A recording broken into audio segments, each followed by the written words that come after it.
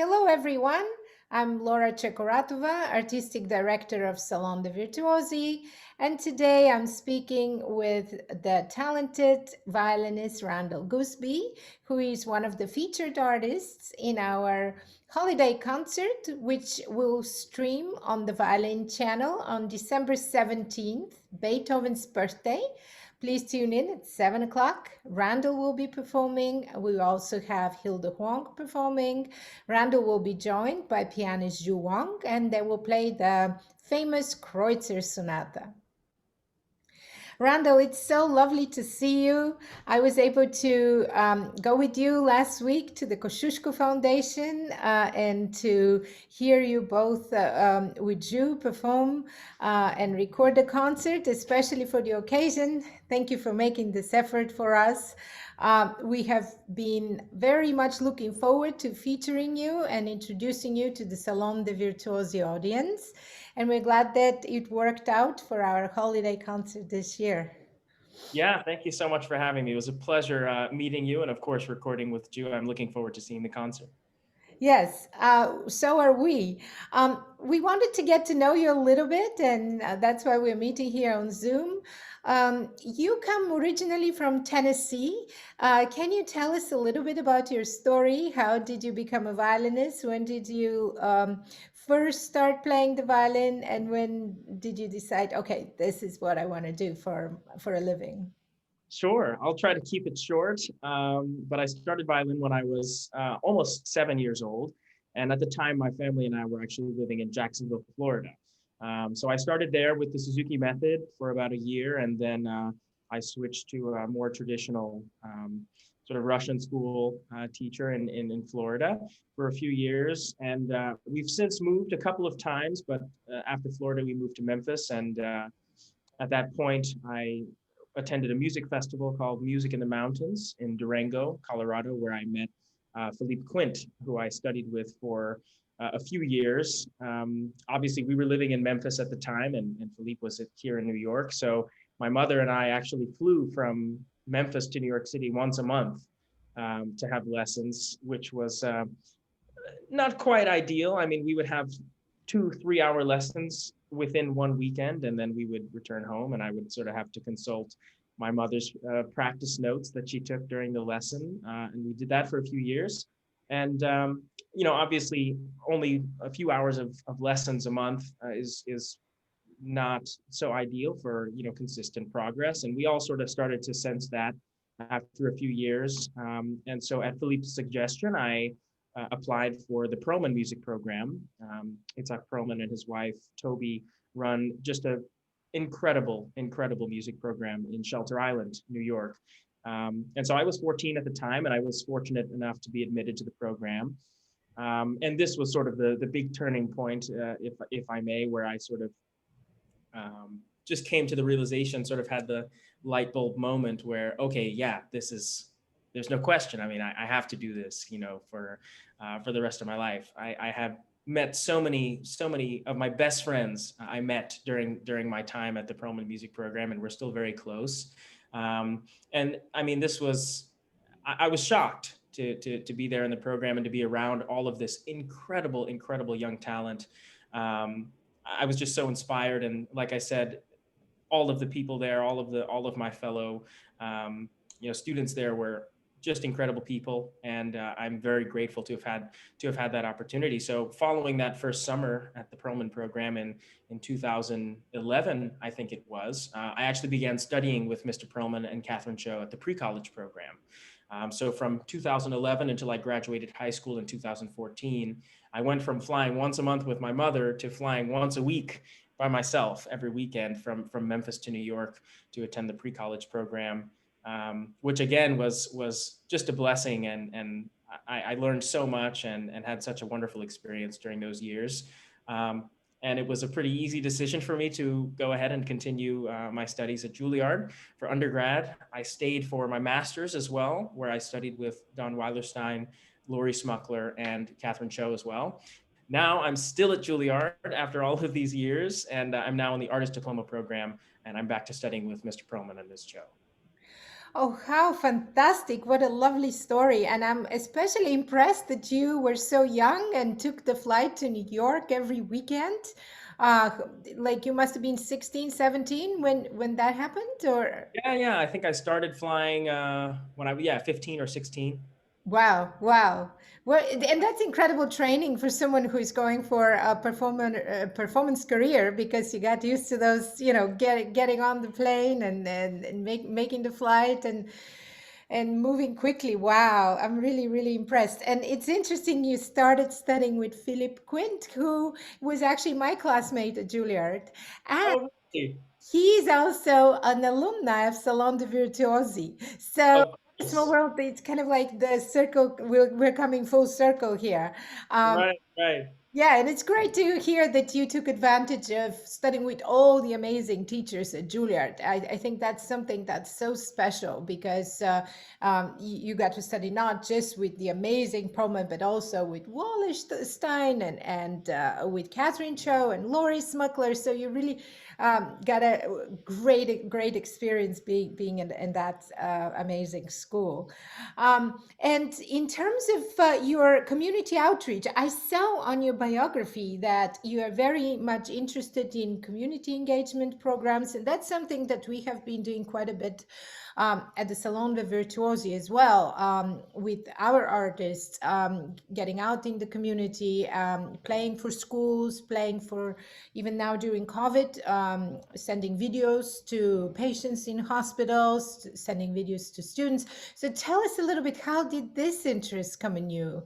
Um, Absolutely. Well, it all started in about 2010, which was when I participated in the Sphinx competition, which is an annual competition for Black and Latino string players around the world, and they hold a competition every year in Detroit. So in 2010, I think I was 13, and I entered the junior division.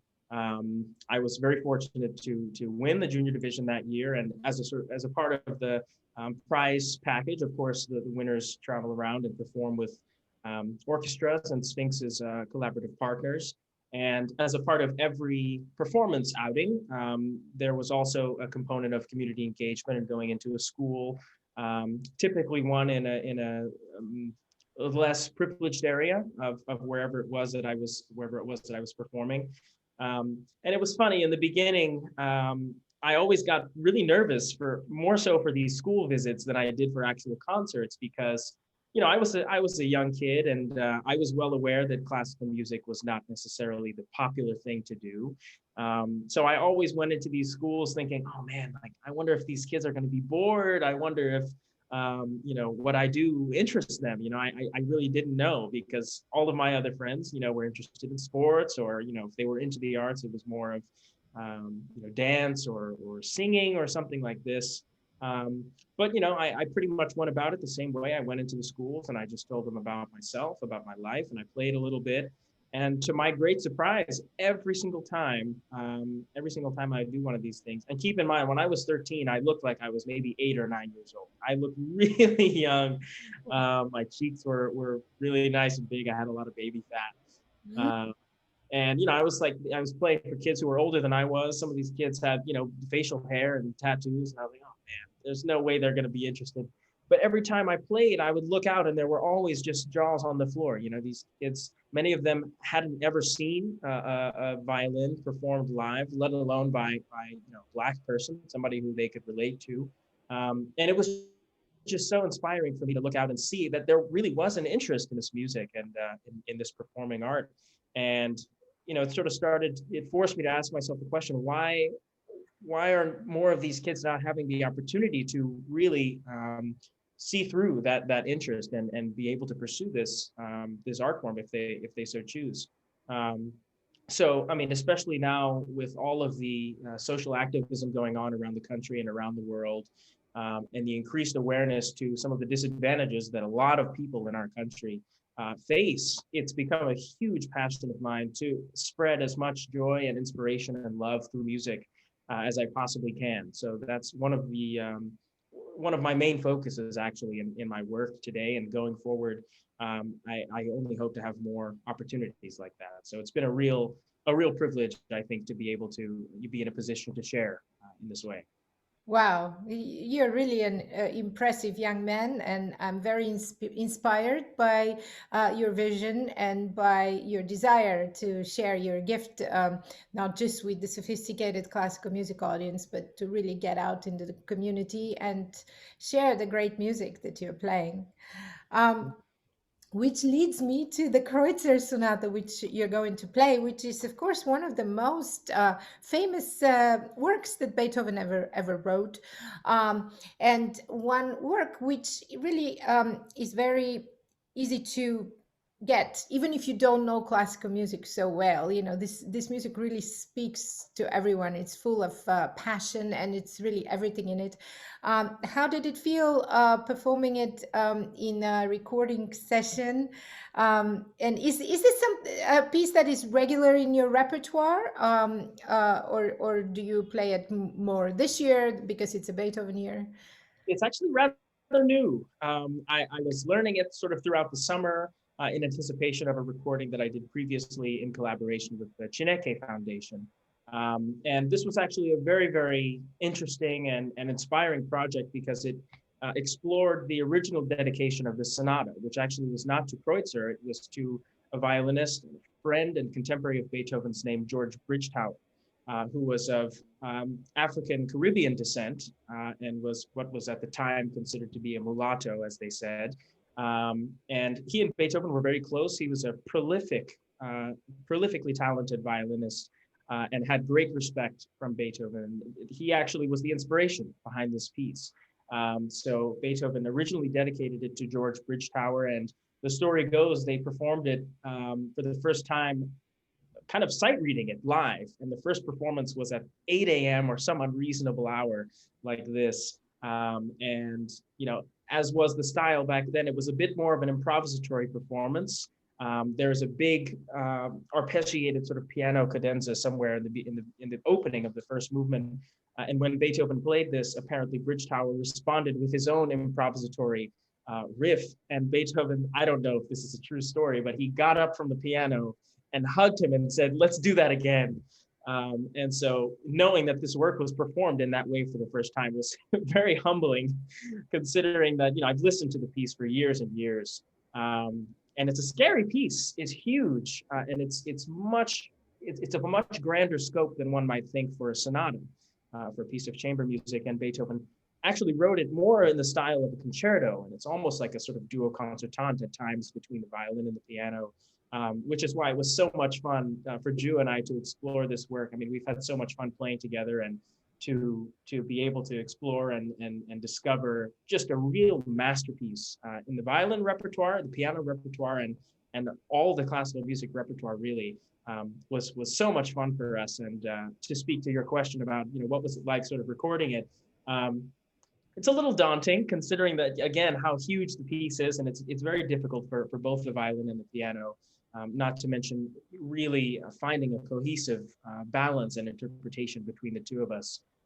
But you know, I'm lucky to have such a wonderful partner in Ju, and many of our musical ideas kind of naturally fit together. So we always had a great time talking through things and figuring out different ideas. And I hope that all of that sort of came through in the video. So I'm very excited for it to be released.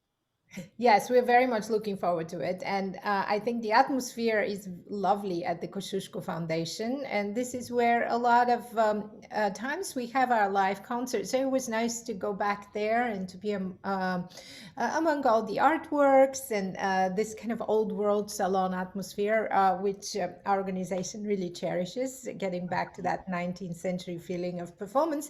And probably not at 8 a.m., our concerts are always in the evening. But probably Thank you for that.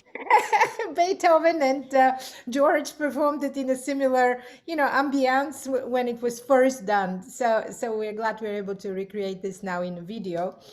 Well, thank you so much for sharing all of these experiences. Before we part, I would like to let everybody know that you're playing on a special violin. Is it Guarneri? That's right. Yeah, it's a Guarneri that's from 1735. It's on loan from the Stradivari Society in Chicago.